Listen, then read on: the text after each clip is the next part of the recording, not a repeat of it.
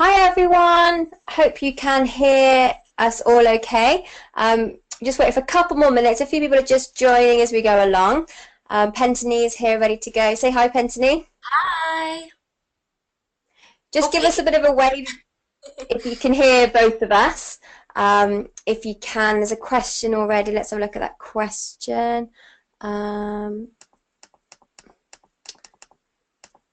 Amanda, hi, we'll be sending out a copy of the presentation afterwards. So yes, we will. So after the presentation, you'll get an email an hour after, which will have the presentation again. So you don't need to make notes. So you won't get copies of the PDFs, but you'll get a copy of the whole webinar again, so you can listen back as many times as you want to, and it will always be there. It will never go away. And we will pop it onto Vimeo as well. So you don't have to frantically make notes at the same time. You can just sit back and listen. Okay, let's just see. You have to bear with us. We are newbies to webinars, so we're just making sure everything's working all okay. I think everyone got a few questions. Here we go. Ooh.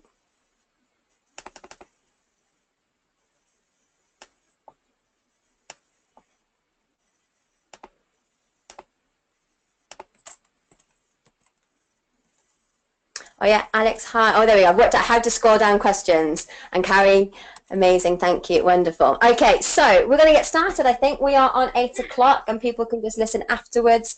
And yeah, and here we go. So welcome to our webinar on stretching and myth busting. And the reason we wanted to do this is we're both, myself and Pentony, really passionate about the benefits that stretching and movement can provide. But at the same time, there's lots of, dare I say it, crap out there with lots of myths and things that we think is happening, but actually it's not. And that's the reason why we came together to do this webinar. Pensy, do you want anything to add to that? No, I agree. And I think it's because of some of these myths. I think some people, especially in the fitness industry and personal training, have stopped doing some really good stuff in the stretch world because I think they're just confused as to what's good and what's bad. So we just want to clear that up today. Yeah, absolutely. So the title of the webinar was 7 myths, but as we were putting the presentation together, we kind of realized that actually there was too many. So rather than retitling the webinar, we've decided to say it's 12 myths rather than 7 myths. And we've got some good information out there for you guys. So introduction. So we are going to be talking about the common types of stretching, but also the common myths of stretching as well. So what you've heard maybe in your current training or your previous training or online, Facebook, Google, wherever you might get your information from. So we're going to talk about the types and also the myths. And then we're going to go through the facts and the research of what we actually know right now, what we think we know based on the science that's currently out there. So we'll discuss that together. And then finally, we're going to talk about the goals and the reasons why we're stretching and what you're trying to achieve with your clients as well, because all these types of stretching that we're going to talk about are useful for clients in certain ways, but it's all about what your goals are. So just a little introduction if you don't know who we are. So I'm Danielle, so you're on the left side, and I've been working in the health and fitness industry for 10 years now, I think, in different realms, so from personal training into massage, and been working with Jenny Breville doing the pregnancy massage course obviously for a few years, and then myself and Pentony, we created the sports massage qualification and the course starting this year. Pentony, do you want to introduce yourself? Yeah, so well, my background, I was the management consultant in the city, and then total career change about 10 years ago, got into the world of sports massage and soft tissue work. So I've been doing that for almost 10 years now, and I've also been a tutor at the North London School of Sports Massage for a number of years. And then the last couple of years I've become a mum, and part of that starting some initiatives, you know, independently and collaboratively, so with Danielle and Jenny of Burrell Education, to create our own level 3 sports massage course. And the reason that we created this course was that Well, it all started from a conversation, Pentony, didn't it? Pretty much this time last year. And we were just chatting with Jenny and a few of the Holistic Core Restore coaches, one of Jenny's licensee programmers. We're just talking about not having a good massage qualification out there and wanting to do it, but not knowing where to go. And we just went, shall we do it? And that's kind of how it started. But our intention was not to follow suit with every other massage course out there. It was more to create something that actually was really useful, so skills that were actually beneficial to trainers and therapists with their clients, but also demythed a lot of the old school mentalities of learning in massage education as well. So we've kind of put together, we've followed suit with some of the technical things we have to add in, but we've also added in some really interesting work that will really benefit therapists with their clients as well.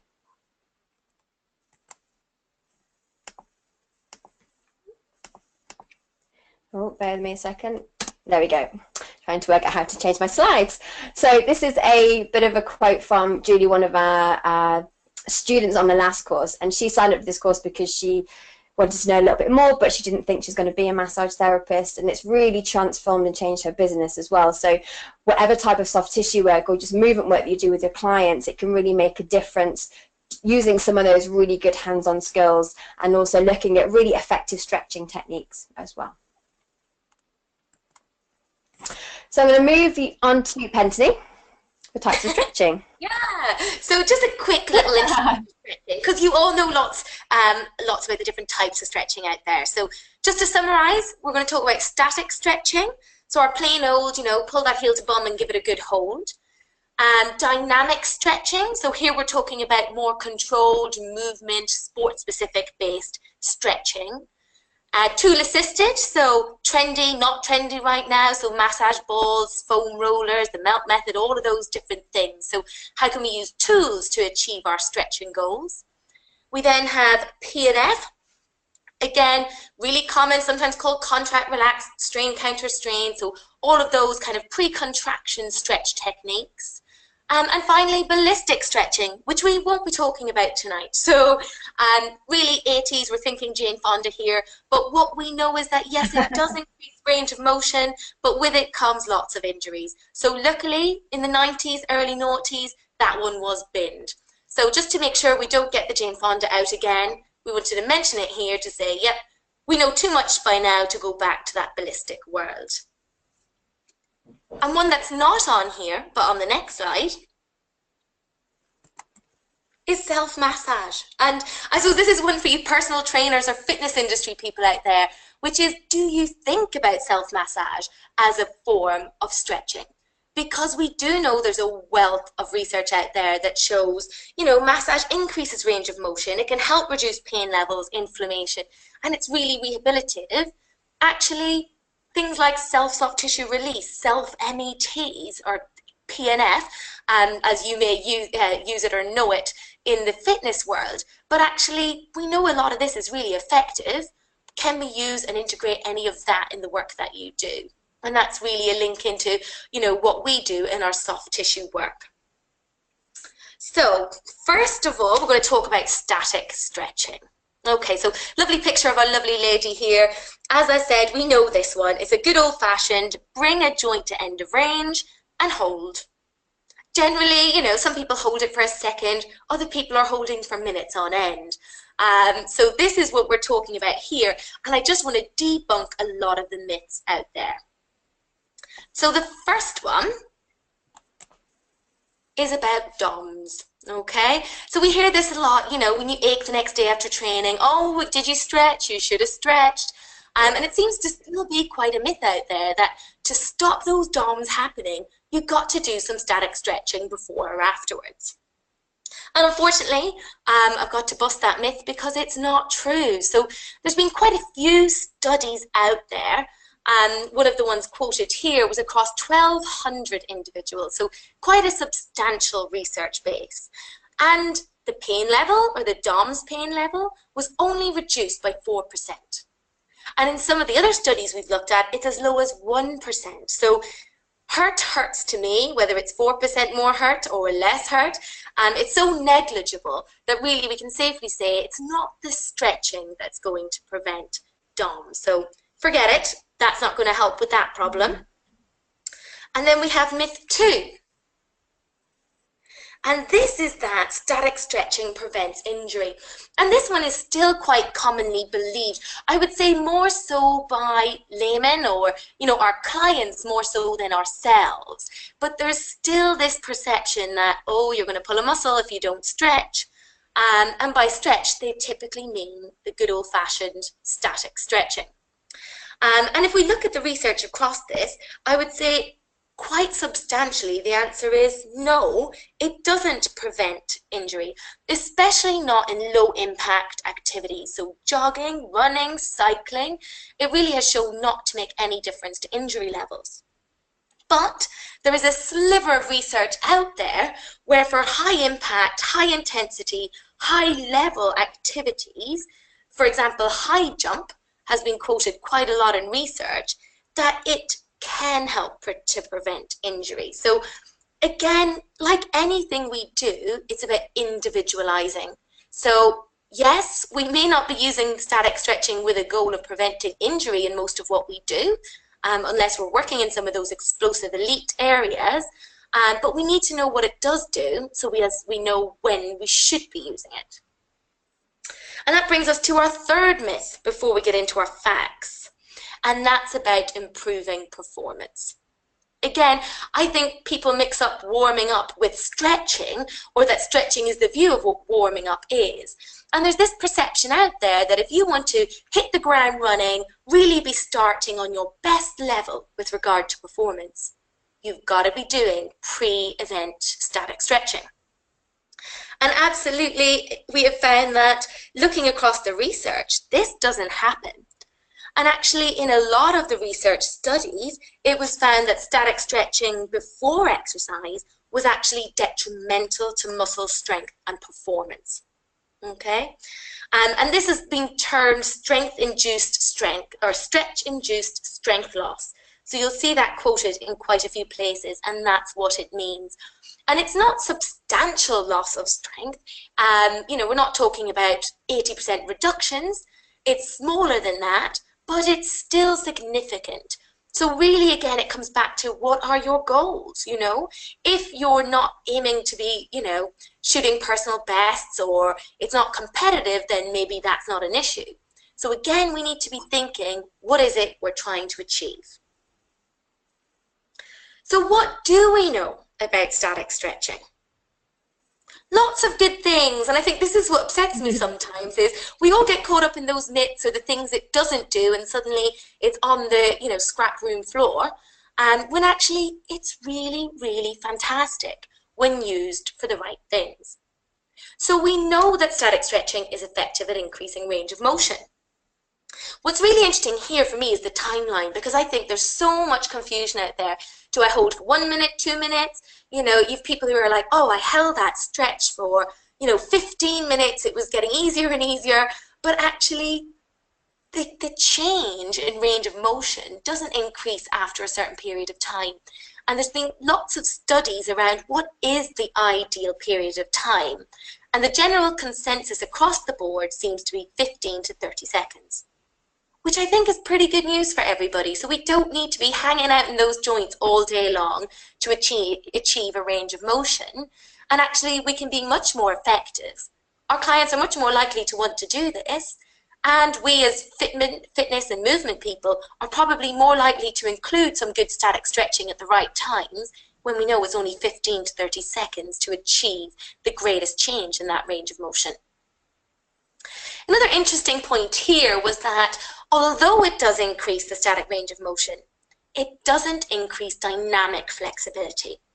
And so what that really means is, take, for example, a runner, and if we look at their stride length, and their stride length might be something that leads to them, overusing hip flexors, not performing as well as they'd like, not running as fast as they'd like. And that's because although we manage to increase their hip range of motion, for example, through static stretching, we're not increasing that dynamic flexibility, because this is where we start to overlap with patterning, and where we look at movement. And movement is obviously not just about, relaxation or movement in one plane. It's multiplanar. So actually, as this webinar progresses, hopefully we'll start to build a better view of what we need to do to create this dynamic flexibility we want. And then finally, we have definitely seen in the research that static stretching is much more effective than the other types of stretching, especially dynamic stretching, in muscular strain recovery. So again, you may not be treating an injury when you're training your clients, massaging your clients, working with these people, but how many of them are injured or coming back from an injury? And I'm sure not a week goes by when you're not dealing with people with a history of injury or coming back from injury. And this is where static stretching really can make a difference. So again, it comes back to what is your goal and how do you individualize your stretch program? So why does it work? And there's no easy answer. So I think the answer is pretty clear across the board in the world of stretching is we don't know. For a long time, it was believed to be mechanical, that by stretching, we're mechanically lengthening tissue fibers. And it has been shown quite unequivocally by research that that is not the case. So we are not changing the length, but we do get an increase in length and an increase of range of motion. So what's happening? And I think the big change in view is moving from the mechanical world, or that plastic deformation as they call it, towards neurological. So we're realizing more and more that it's our nervous system, our brain, those receptors, motor neurons, sensory receptors in our body that are really controlling everything, our movement, our joints, our soft tissues, and that's where we need to focus our research. So current waves of thinking, and certainly where myself and Danielle sit, is that it's about changing sensory endpoints. So when we take a stretch, for example, so let's come back to our quad stretch, heel to bum, we'll get to a certain position or range of motion when we feel that uncomfortable kind of end of range stretch feeling. And that barrier or that line tells our brain where our maximum stretch is. Those sensory receptors then feed that information back to the brain, it's processed, and then the tension level and the length of those tissues is controlled. And the response is what we see as our range of motion, or where we get to in that stretch. And if we pass that safe point, especially quickly, with a lot of tension, with a lot of tone, our brain actually goes into danger mode. It goes, oh, I've passed that safe barrier point, I need to create a response to that. And that's where we get these stretch reflexes that actually end up decreasing our range of motion rather than increasing it. So why do we think this regular static stretching changes that safe point? And I think what we're doing is by going to those endpoints where we're not in pain, we're not in danger, but we feel that end stretch. And then we're spending some time there to kind of reset that safe point barrier. And our brain gets used to that and says, actually, I'm in that position. It's not so bad. Actually, I don't need to send a pain signal to my brain or a stretch signal. I'm okay with this. And by regularly doing that, we can move that barrier, achieve greater ranges of motion, and reach our goals when it comes to movement.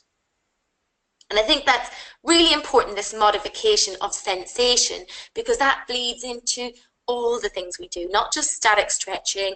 You know, it's massage, it's stimulation and response from that nervous system. And by understanding how that body works, we can then manipulate that to create the results we want. So I love the next slide, because I think, you know, the yogis know a lot. And I love this quote, that the body is not stiff, the mind is stiff. And I think, you know, it's so true. And I think it's also, though, unfortunately, part of the negativity we sometimes feel. You know, you read these blogs and these features on stretching's bad, stretching, no, no, no. You know, and yes, we can train our bodies to contort into all sorts of unnatural positions and ranges of motion. But that's not really what we're saying here. You know, it comes down to goal. If our goal is to increase range of motion to a normal amount for that person that allows them to do certain movements, then this is absolutely a great thing to do. So, static stretching covered. Let's move on to dynamic stretching. So my little lady moving here, I'm not sure what she's preparing for, maybe some trampolining.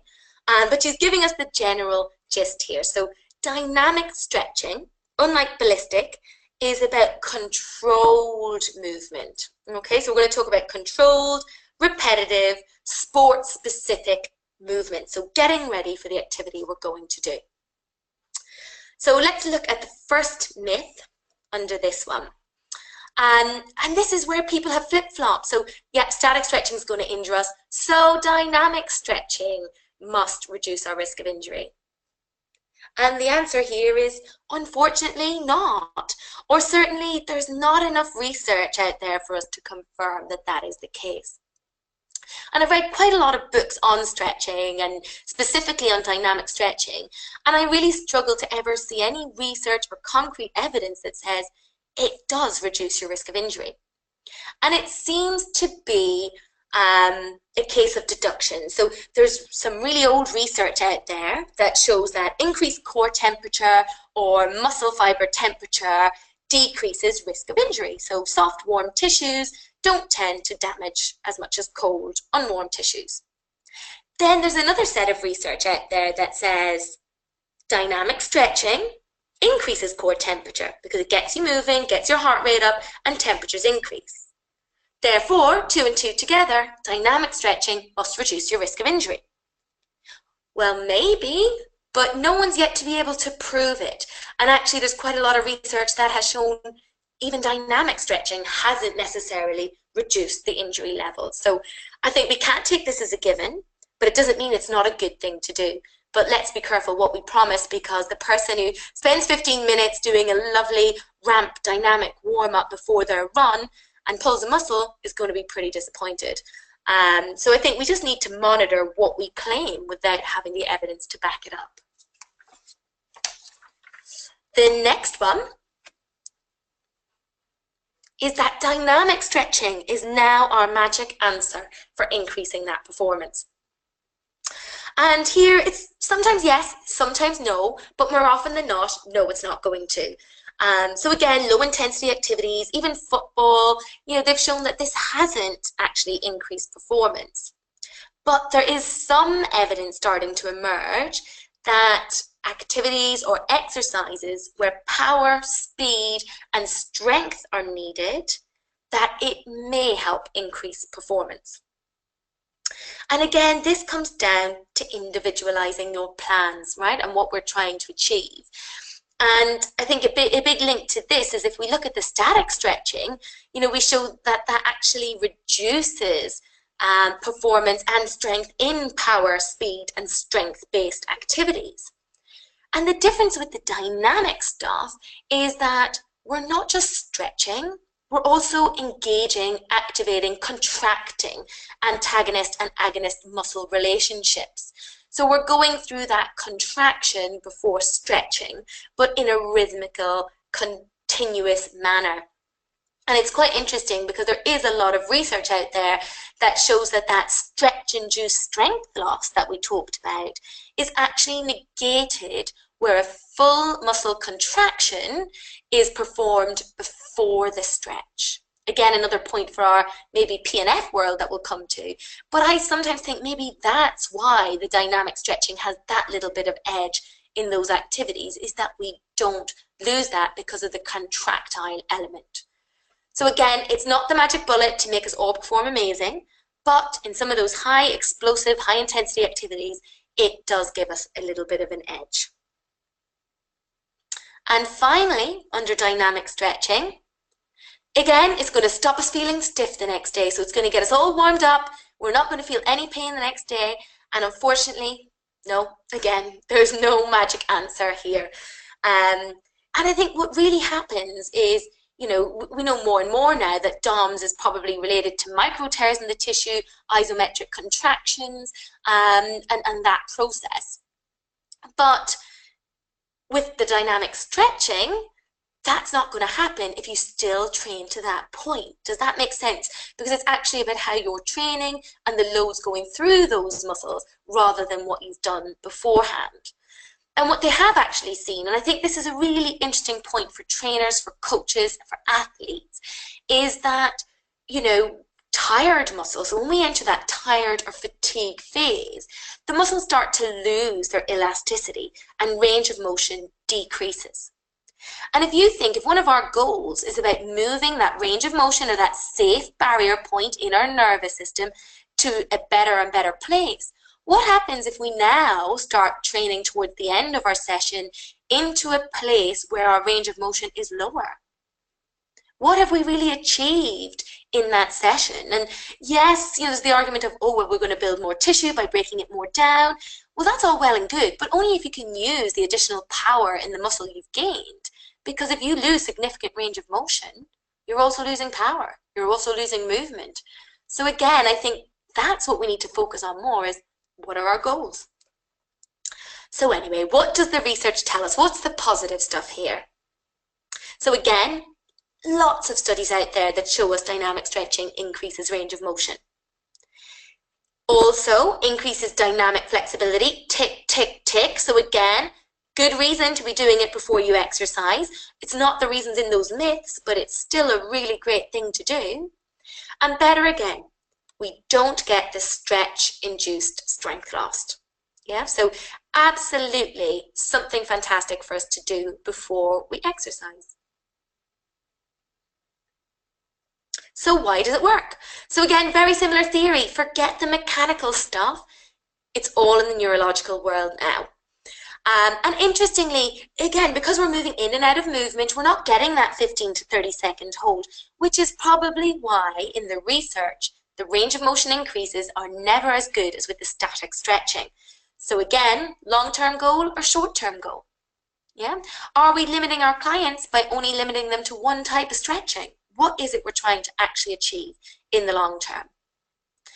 Again, I think it's that contraction of the agonist versus antagonist muscles moving from one to the other that are key in this type of stretching that increases the range of motion while maintaining power.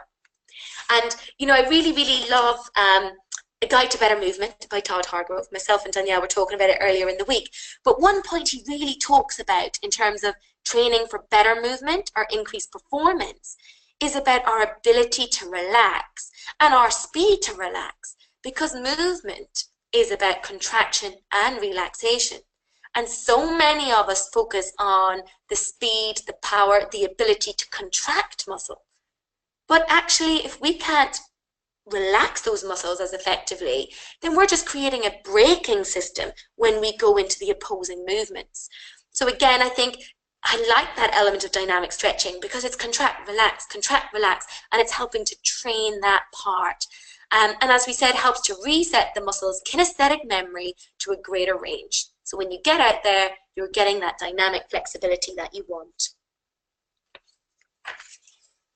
And over to Danielle.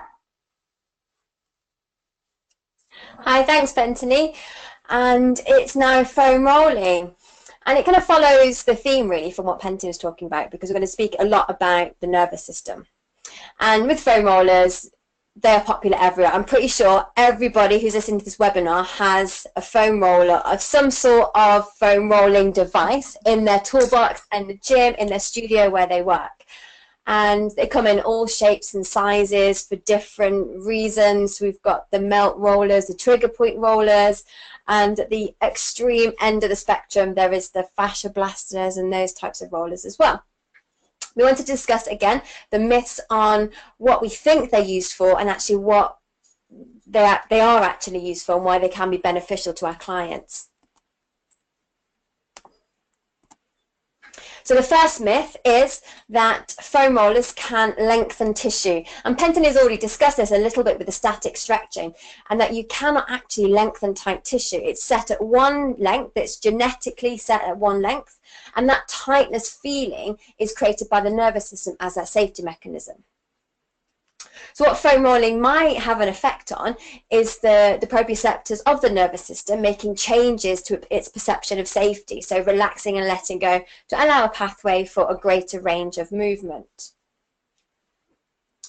In one common example is the ITB foam roller, and we've all seen those people in the gym lying on their foam roller, bashing, forcing pressure into their ITBs, their poor ITBs. And there was a study done in 2010 where they used strain gauges to measure the tension of an ITB of a cadaver. And what they found was, even with maximal force in the strength gauge, the IT band was rigid. It lengthening, I think it was 0.2%. And it's firmly attached to the femur, so it can't shorten, it can't lengthen, it's there. So foam rolling cannot lengthen the ITB. So if you have your clients that come in with their ITB problems, and I would say 90% of our clients know where their ITB is. They may not know where most of their muscles are, but that's quite a common one. And they'll often want to use their foam roller to melt, mold, stretch, lengthen, whatever they want to call it, their ITB, but actually it doesn't make a difference. Which then brings on to the next myth, which is foam rollers break down adhesions. And when you're on your foam roller, and you can see from this example, so this is the ITB foam rolling, which you'll see, this is a stock image, but you'll see it everywhere. That downward pressure is actually just compressing those tissues. As you can see, his whole body weight is onto that foam roller, compressing the tissues of the lateral thigh, and it doesn't allow for movement. And our fascial system, our tissues, they need movement to be able to just work in different planes and create that shear technique. And that's what we want to use with our foam rolling, is create that shear. So that downward pressure of the foam roller isn't going to break down any adhesions.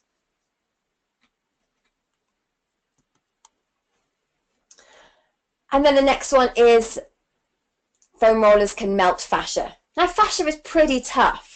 And if it wasn't tough, if it wasn't that structure that can support us, all of our sedentary clients that sit on their chairs all day, leaning back into their chairs, their fascia and in their glutes and their back would literally be melting at their desks. It's tough, it's sturdy, it's not going to melt away by using foam rollers. Otherwise, we would be walking around like Mr. Soft. It's tough.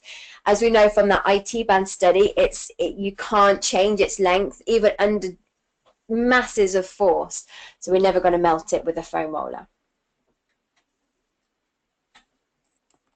So what do we know? And actually, we don't know that much about foam rolling, really. The science is quite limited, but we do know it can have an effect on our clients.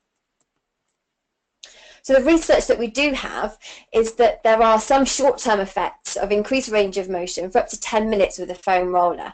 And that's 10 minutes working quite slowly with the roller, and that was in a couple of studies. But there is no research about using the foam roller for after 10 minutes.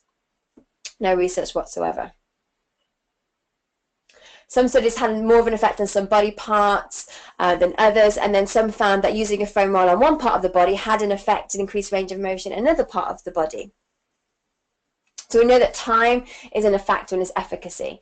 There was one study that did find there was, with a longer duration of foam rolling, with less sets, were more effective, but actually the time that we use a foam roller is, the science isn't really there and the research really isn't there. And then lastly, that there is no effect on performance. There's no effect on performance. So how we think it may work. And again, we don't know much about this, but what we do know is that it might create a novel stimuli, so a new stimuli to that area of tissue. So it gets the brain's attention. If you have a client that's having difficulty moving in certain patterns and certain planes, having that new stimuli on the skin can help get that brain's attention and draw attention to that area. What our brain does is it maps our movement through parts of our body, and when areas are not used as much, the brain reduces that movement pathway. It becomes a bit fuzzy, so then it focuses on other areas. So by using the foam roller, it can create that novel stimuli, that new stimulus to get that attention, to help that client feel what's going on in there. It can also have an effect on pain. So the diffuse obnoxious inhibitory control is pain, and looking at the descending modulation, which is a pain response, and having that localized pain, that irritation in that area, can inhibit the nociceptors, which are the pain receptors in the skin, the tissues, so that irritation, that local irritation, relaxes and inhibits the pain receptors in the tissues, which then makes a change to the nervous system, allowing that client to relax and ease that feeling, and then they'll get that feeling of pain. But it is dependent on expecting that counter irritant. So you'll often find that your clients will say, oh yeah, I like the foam roller because it makes me feel good, it gives me that good pain, it's that, you know, that pain that makes you feel good. So they're often expecting that counter irritant, so that irritation of the tissues. They're hoping for that. So then that expectation can then depend on how much of a positive response they get on the foam roller. So it's depending on what they're expecting. And that also goes down to the nervous system, because it's their perception of the foam roller. So they might have done their research on the foam roller and how it can do all these wonderful things to different parts of the body. So their expectation is it will do that, which can have an effect on the treatment. So the foam roller, it can have a powerful effect on the nervous system, on relaxing the tissues, but it is temporary. And it's a good start to help the client feel what's going on in their body, allow the brain to have more attention into certain areas, but it is temporary. And what we do suggest is that what clients will often do is have that sore spot. They will roll out that sore spot for a long period of time. It suppresses that nociception, so it inhibits those pain responses, which then reduces that muscle guarding, so that tension and that protection of the muscles, which then allows that client to feel calmer, feel more at ease. So based on all of that, do we still use them? Well, the answer is yes, but as always, what is the goal for the client? So we know that the foam roller can allow small, temporary and powerful changes, but then it's about allowing space for better movement pathways. So going back to what Pentony was talking about with the Tom Hargrove book, is that we want to allow that small change, that window of opportunity to help relax the tissues, to make a change to the nervous system, to get the brain aware of certain parts of the body, to then allow a pathway for better movement. So you can help your client, enable them to do different movements that they thought was maybe a perceived threat before. So they couldn't go into a certain squat position because the hips were tight, or they felt their hips were tight. So using the foam roller on areas such as the glutes may then relax that client, thinking actually they can do that movement because the foam roller has allowed them to change how they perceive that movement. And the main question is, does it make your client feel better? And if it does make your client feel better and you can get the results you want with your movement, then it's worth adding in. If your clients don't like it and it hurts them and it's painful, then steer away. And there's other ways that you can allow better range of movement changes with your clients, as we spoke about in the presentation so far. So how to use them? Go slow. The fascia in the tissues, it likes slow, controlled movements, thinking about that shearing force, allowing those tissues to hydrate. We're not pummeling, we're not rolling as fast as you can, creating tissue damage. It's got to be slow and it's controlled. And the main thing is we're not looking for pain. We don't want our clients to experience pain during using the foam roller. And what you will find is there will be some clients that like that pain, as I mentioned before. And it's about working with them to educate them, to let them know actually they don't need to feel pain to know that it's doing something. So now we move into PNF, and actually this picture looks a little painful. And so I Googled PNF, and this is one of the images that came up. And I remember in my fitness days learning how to do PNF stretching, and I remember in the hamstring stretch someone forcing my leg up so far that my hips were coming up because that's what they thought they needed to do to create that stretch in PNF. So proprioceptive neuromuscular facilitation is PNF. And it's a term that I would say most of you in fitness would have heard this term. It was taught on my level 3 personal trainer course. But what does it mean to you guys? What have you heard about PNF before? For me, I've always thought it has been quite excessive, painful, maximal force, end range. And it's a common technique in fitness, but it's rarely fully understood about the benefits and the reasonings behind it. And we're going to talk about the myths and what you might have heard now. So myth 10, PNF, it requires a maximal muscle contraction to work. And going back to my personal training school days, and when I was initially taught this, I was told that it had to be held for 70 to 80% maximal isometric contraction, which is quite a challenge and can feel quite a challenge for your clients if you're following this end range protocol. There's maximal, submaximal force at that end range. And some research has done it commonly with 100% maximal isometric contraction, which can possibly lead to a contraction-induced injury or muscle soreness. So actually it goes against what we think stretching can do, and our other myths were about reducing injury. And actually this can cause injury if it's at 100% maximal force at maximal end range. Another thing is that this maximal muscle contraction can often cause breath holding, so creating a valsalva, which then can lead to an increase of intra-abdominal pressure. And for those of you guys that work in the postnatal or in terms of kind of diastasis and recovery, if your client isn't conditioned to maintain that pressure in the abdominal area, this can then lead to a reduction in maintaining pressure, issues in terms of the tissues, but also can change the systolic blood pressure as well. But what we did know is that Holt did a study in 1995 that demonstrated that with less maximal force, so a reduced contraction, you can still produce gains in range of motion similar to those of maximal effects. So it doesn't have to be a maximal muscle contraction to work. So the next one is that the muscle contraction can be held, or is to be held, for a long period of time. And there was quite a few studies done about this, and one was done by Hindle in 2006. And what he found was that, and I'll just quote from his journal, was that when including a static contraction of the target muscle, this needs to be held for approximately 3 seconds at no more than 20% of the maximal voluntary contraction. That's going against that 70 to 80% muscle contraction.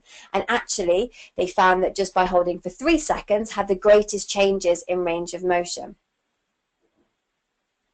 Another study by Phelan and Marin in 2004 said it was between 3 to 10 seconds, while another study suggested 6 seconds. So it varies, but generally it doesn't need to be held longer than 10 seconds. So if you've been holding that PNF stretch based on your previous learning for 30 seconds or more, you know that you can save that time for other really important stuff with your clients, and also it'll help the client feel a bit nicer than holding that stretch for such a long period of time. And then the last one is increased performance. And I found this image on, it was a website, someone I was looking and researching into PNF for the slides. And that's obviously maximum range. And yeah, so PNF does not increase performance. And when PNF was completed before performance, it has been shown to reduce performance, including a decrease of strength and power, which is not what you want, especially for that gymnast there. And what has also been found is that the prior to exercise has been found to decrease performance when there's been maximal muscle effort has been required, such as like running, sprinting, plyometrics, and weightlifting. So all those high intensity exercises. So when PNF was carried out prior to that exercise, there was reduced in performance for those maximal effort and high intensity exercises. And then just based on that, another study did find that PNF also does not prevent DOMS. So just as we've spoke about static and dynamic stretching not preventing DOMS, PNF is also in that same camp and does not prevent DOMS. And some research suggests it can actually cause DOMS due to that contraction in the stretch, so creating that contraction-induced injury, which is not what we want for our clients. So based on this, in terms of the research that we have, there isn't that much out there. And what we do know is that PNF is an umbrella for many types of neuromuscular stretching. So PNF was one of the early ones out there, but there are so many now. We've got autogenic inhibition, contract, relax, hold, relax, slow reverse hold. And there's lots of different types of this type of stretching, whether you contract the agonist or the antagonist muscle, the length of time that you hold it, and the force that you hold the stretch for.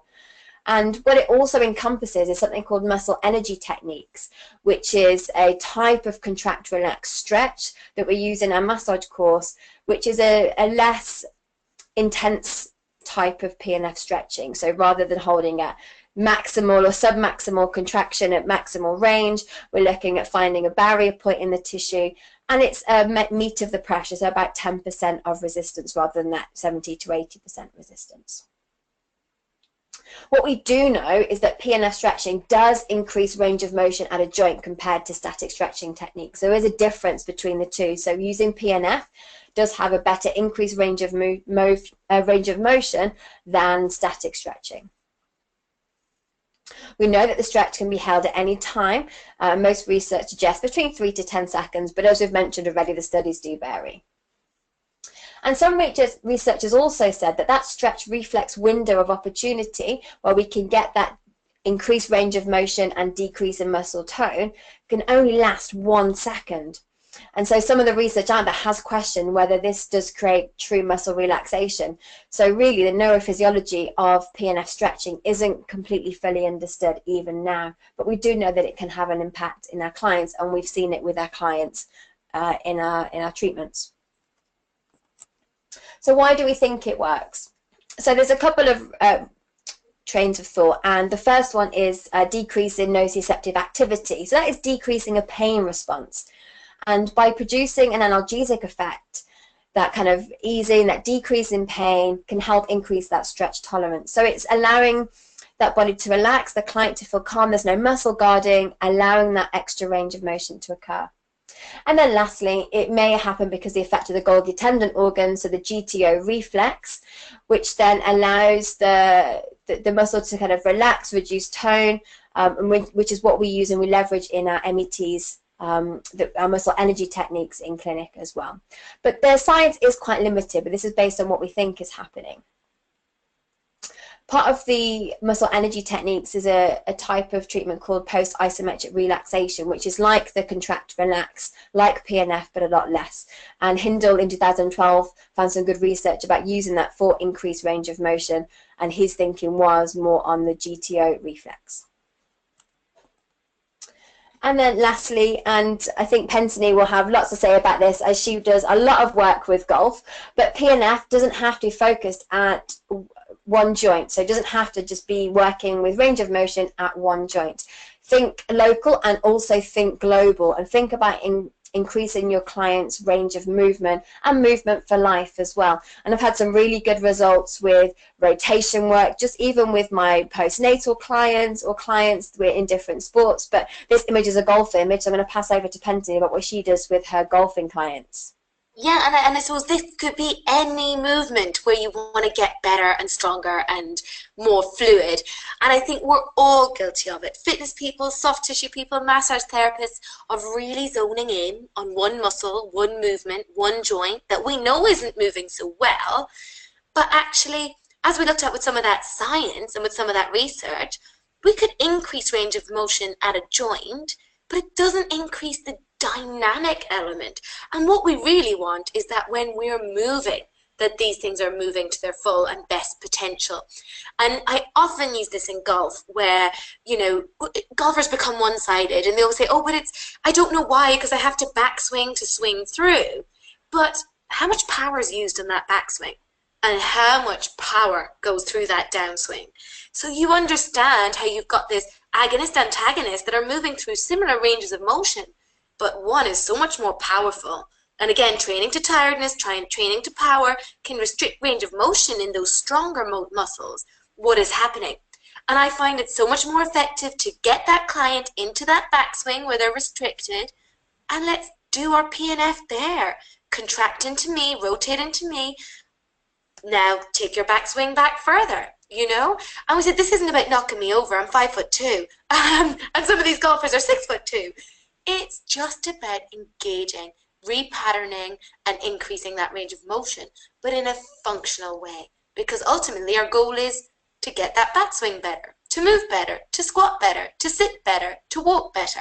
And really that was the point I wanted to make here, was that in everything we do, it's looking globally as well as locally and trying to meet those goals of the client, which is what leads us nicely into the next slide, which is actually around those goals. There we go. Oh, I found this one. Oh, there we go. Yeah, there it is, which is what I've termed goal-oriented release. So rather than stretching just being this bucket of confusion or this bucket of we don't really know what we're doing, it feels nice, doesn't feel nice, actually, why don't we all start doing goal-oriented releasing or stretching? What is it we're actually trying to achieve? Why are we doing what we do? And then that will dictate the how, the when, the how frequent of what we do. And, you know, I think this is really important because sometimes people are so focused on that hour that they're with their client, whether it's on a massage table, in a gym, on the pitch. Yeah. And you kind of want to think that, yes, that client wants to burn calories, build strength, do X, Y, and Z, but are they performing as well as they can with what you're actually giving them to do? And I just think, look at this picture of the guy with lovely alignment and the guy with a kyphotic curve, and it's all very over exaggerated. Mm-hmm. But you kind of think, look at that guy with the curves and the kyphosis, the rounded chest, the forward head. How much energy do you think he has? How much power do you think he produces when he throws a ball, swings a golf club, squats? Yeah? Whereas look at the other person, you know, the taller, more exaggerated, perfect line, which, you know, it doesn't have to be. But, you know, I think, why can't we get those 1 hour long goals, but with a longer term plan? And I think that's really what I'd love us all to do, is let's talk to our clients. Do they want more energy? Like, maybe they only get to the gym twice a week because they've got no energy, because they're dragging their body around this world instead of bouncing through this world. So actually, why aren't we giving them a long-term home care plan of static stretching mixed with some self-PNF and a bit of self-massage? You know, what does that long-term activity look like? And then, how do I get the best out of them on the day? You know, what exactly am I trying to achieve? Am I going to push them into that fatigue and set back the range of motion if my long-term goal is about increasing that range of motion? And I think that's the point here. It's, let's start thinking, what do I want to let go? What do I want to lengthen? What do I want to soften? What do I want to move better? What do we together want to achieve? And actually, we need to tailor not just our training, where we're focused on the strength, the power, the fitness, but our stretching to meet those goals as well. And let's not kind of poo-poo that it feels good, because, you know, as we said, body not stiff, mind stiff. The power of the mind is amazing. And if actually having that strong static stretch makes your client feel great, great. Let's integrate it, but let's integrate it at a time, a place, and to joints that make sense and align to those longer term goals. Yeah, absolutely. Do you think to add here, Danielle? Yeah, it was just that I think when we were chatting about the webinar, I was talking about one of my clients, and his favorite part of the session with him is it's a movement client, and the favorite part is the static stretch, and he loves it, and it's his chance to focus on his breathing. It's his chance to kind of just relax before he goes out for the rest of the day. So we incorporate quite a big part of that into his session, because that's what he really loves. So it's effective in terms of things that I need to do with him, in terms of range of motion, but I will add my METs into there as well to make it more effective. But for him, he just loves that time of that session, and it's not because his long-term change is to be able to improve his backswing. He just wants to feel good, and that makes him feel good. It calms down his nervous system.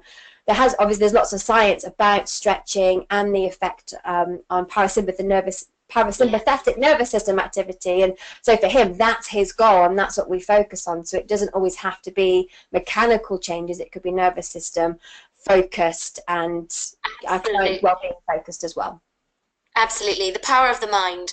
And as we touched on in every one of these, in terms of what we think is happening, the mind plays a really big part in it.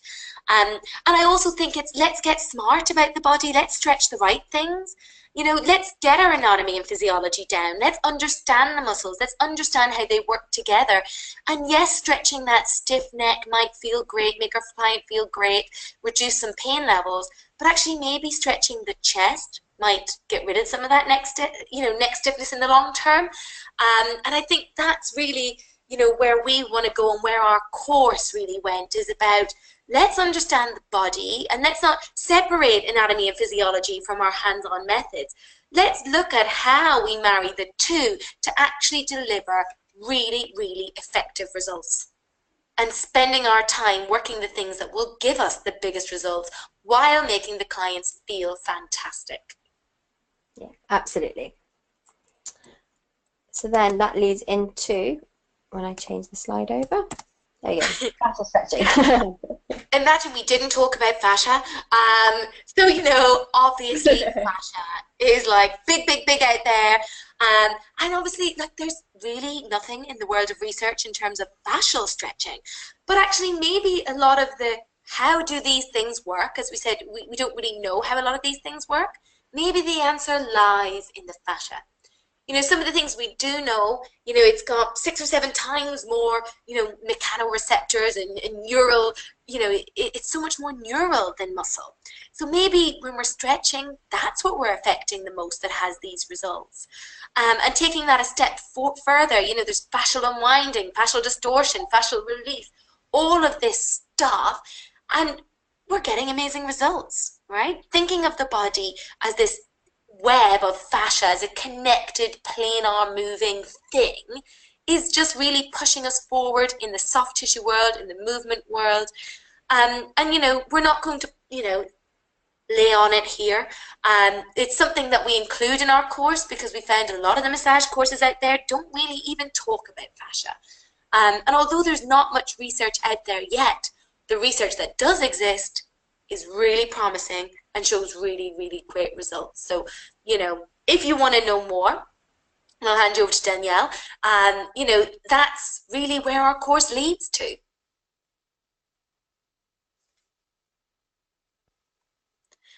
So, yes, if you want to know more about the body, if you want to understand those muscular relationships, how the body holds together, how the fascia plays a big part in it, how movement, stretching, and soft tissue work, hands-on massage, and the advanced massage skills will help you achieve those goals, then our course is probably exactly what you've been looking for.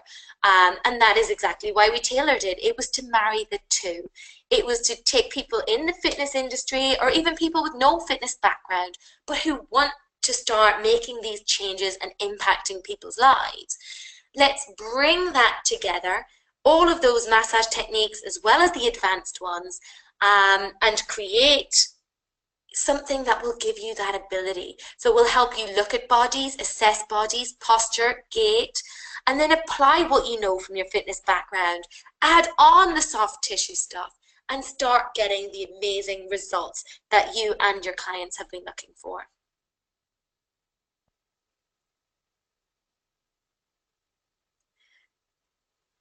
So I don't know why I can't hear Danielle. But as I said, it's not your average sports massage course.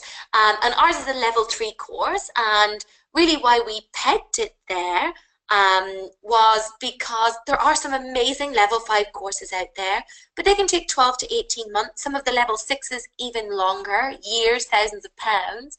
But then a lot of the level 3s just weren't enough. And as we said, that's where we got that conversation together to say, why can't we deliver amazing advanced massage with a great understanding of the body, fascia, anatomy, and physiology to help you create great results, but doesn't take years and doesn't cost the earth. And that's really where our course was born.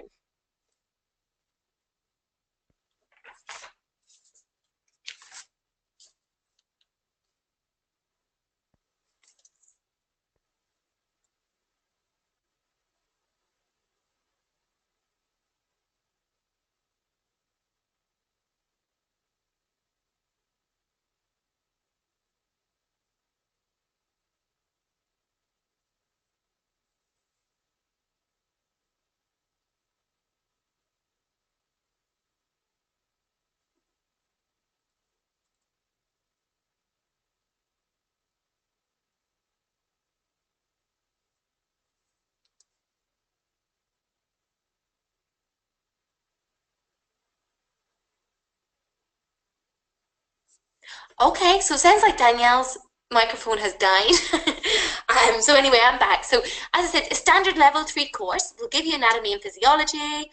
They'll cover what happens in soft tissue injury. You'll cover principles of health and fitness, which you've probably done in your fitness qualifications anyway. Professional practice, so how you store data, how you refer, as well as the basic massage techniques. So what we've done is taken all of that, created a really great online resource where you'll have lifetime access to online videos, to your anatomy and physiology lectures, presentations, but we've added a whole lot more. Some of this stuff that's not even available on the level 5 courses. So we'll talk about nutrition and how that's important for healing. So what do we need to avoid? What do we need to eat to make sure that we are healing from the inside out? Fascia, as we talked about, how could any fitness or soft tissue course not talk about this anymore? So we absolutely include it, and it's included as a theme across our whole course. We also include home care, which is something I didn't really cover when I studied originally, but actually we can make a really big difference on the massage table. But what makes the lasting difference is what that client does when they leave. And that is a big part of what we do. What are the goals? What do they need to do? What is their part of making them better? We also cover marketing. So how do we get you from this course to building a really successful, busy clinic business? We also go through posture, mechanics, gait, looking at the bodies, because that's really key to creating this goal-oriented treatment and massage. Top on that, the advanced techniques. So we're going to cover the PNFs, the METs, STR, trigger pointing, the neuromuscular stuff. We include all of that as well as the general massage. You get lifetime online access to all of those soft tissue techniques, which is fantastic. So a year later, you can't remember how to STR in the neck, log on, there it is, as well as all the anatomy, physiology, professional practice, principles of health and fitness. All of those lectures will be online and available to you for lifetime.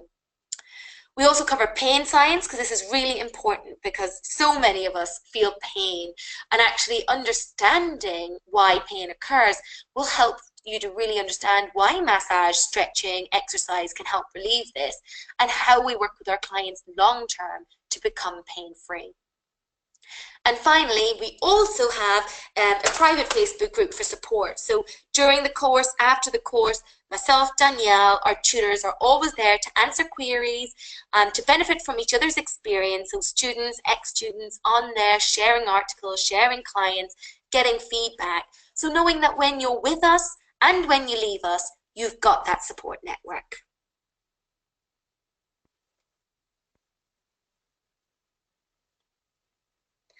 And finally, here's just another testimonial from one of our students, Sue, who was actually a physiotherapist who wanted to improve her actual hands-on manual skills. And she really thought, you know, the course was fantastic. She learned so much, and it's really made a difference to her practice. And I think that's a really good, you know, really great testimonial, because you think, here's someone who's worked in the, you know, the hands-on business as well as the exercise business for a long, long time, still felt she really learned more things that she could add to her tool belt, as well as kind of getting her back in tune with that focus of really looking at the individual, creating goals, and getting effective results. So I can't actually read any questions. Danielle can on her end, although she cannot speak. So if you do have any questions, maybe type them in. And if not, obviously, log on to the Burrell Education website. You will see the link to our course and also the email to myself and Danielle, so we administer the course. So if you do have any questions, just drop us a line. You'll receive in about an hour a copy of this webinar, so you can listen back, make some notes, or if you dropped off, you can pick it up again. And we will also be sending you an email tomorrow, so if you're interested in doing the course, or you've been thinking about adding sports massage to your repertoire, we'll be emailing you the latest course details and a small discount that's valid till the end of the year. So if you're interested, check those emails, and we will hopefully look forward to seeing you on some of our courses in 2018 and beyond.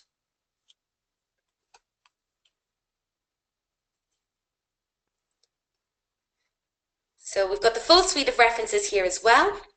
So again, not going to go through these, but they will all be there in the pack, so you can take note.